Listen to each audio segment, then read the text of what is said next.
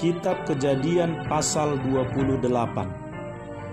Kemudian Ishak memanggil Yakub, lalu memberkati dia serta memesankan kepadanya, katanya, "Janganlah mengambil istri dari perempuan Kanaan. Bersiaplah, pergilah ke Padan Aram, ke rumah Betuel ayah ibumu, dan ambillah dari situ seorang istri dari anak-anak Laban saudara ibumu. Moga-moga Allah yang Maha Kuasa memberkati engkau, membuat engkau beranak cucu dan membuat engkau menjadi banyak, sehingga engkau menjadi sekumpulan bangsa-bangsa. Moga-moga Ia memberikan kepadamu berkat yang untuk Abraham, kepadamu serta kepada keturunanmu, sehingga engkau memiliki negeri ini yang kau diami sebagai orang asing, yang telah diberikan Allah kepada Abraham."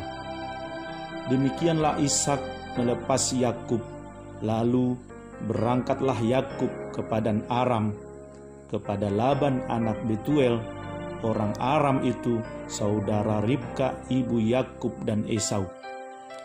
Ketika Esau melihat bahwa Ishak telah memberkati Yakub dan melepasnya ke Padan Aram untuk mengambil istri dari situ, pada waktu ia memberkatinya, ia telah memesankan kepada Yakub, "Janganlah ambil istri dari antara perempuan Kanaan."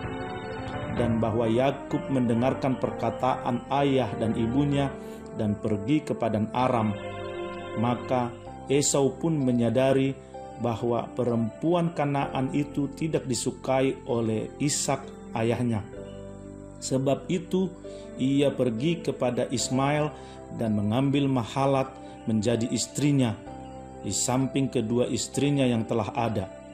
Mahalat adalah anak Ismail, anak Abraham, adik Nebayot.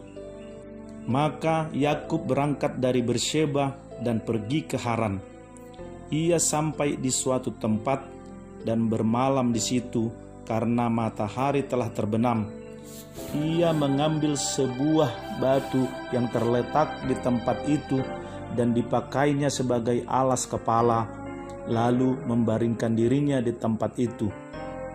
Maka bermimpilah ia, di bumi ada didirikan sebuah tangga yang ujungnya sampai di langit, dan tampaklah malaikat-malaikat Allah turun naik di tangga itu. Berdirilah Tuhan di sampingnya dan berfirman, "Akulah Tuhan, Allah Abraham, nenekmu, dan Allah Ishak. Tanah tempat engkau berbaring ini akan kuberikan kepadamu dan kepada keturunanmu. Keturunanmu akan menjadi seperti debu tanah banyaknya, dan engkau akan mengembang ke sebelah timur, barat, utara, dan selatan. Dan olehmu serta keturunanmu semua kaum di muka bumi akan mendapat berkat. Sesungguhnya aku menyertai engkau, dan aku akan melindungi engkau kemanapun engkau pergi, dan aku akan membawa engkau kembali ke negeri ini, sebab aku tidak akan meninggalkan engkau, melainkan tetap melakukan apa yang kujanjikan kepadamu." Ketika Yakub bangun dari tidurnya, berkatalah ia, "Sesungguhnya Tuhan ada di tempat ini, dan aku tidak mengetahuinya." Ia takut dan berkata, "Alangkah dahsyatnya tempat ini. Ini tidak lain dari rumah Allah. Ini pintu gerbang sorga." Keesokan harinya pagi-pagi, Yakub mengambil batu yang dipakainya sebagai alas kepala dan mendirikan itu menjadi tugu dan menuang minyak ke atasnya. Ia menamai tempat itu Betel. Dahulu namanya kota itu Luz.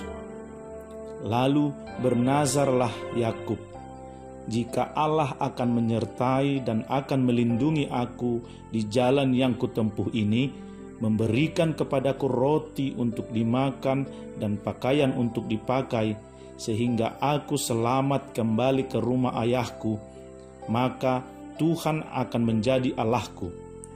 dan batu yang kudirikan sebagai tugu ini akan menjadi rumah Allah.